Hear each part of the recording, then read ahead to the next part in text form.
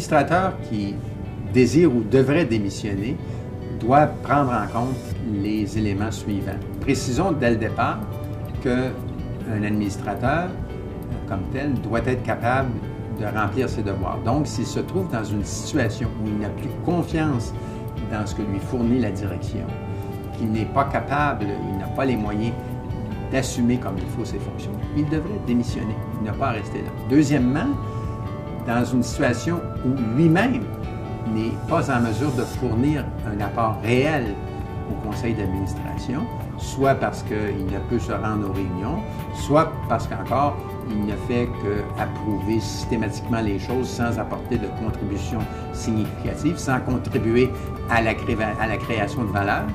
Bien, à ce moment-là, que fait-il au conseil d'administration? Il est purement inutile.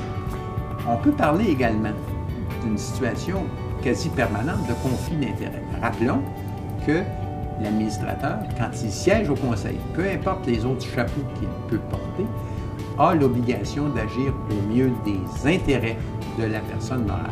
Or, il peut s'avérer qu'il travaille pour un compétiteur, il peut s'avérer que finalement, son entreprise ou des personnes avec qui il a des liens ont des intérêts complètement divergents. Il est continuellement mis sur la clôture à l'égard des décisions. Dans une situation semblable, il est sans doute préférable, sinon nécessaire, qu'il démissionne parce que la situation de conflit devient une situation quasi permanente et n'est pas simplement ponctuelle.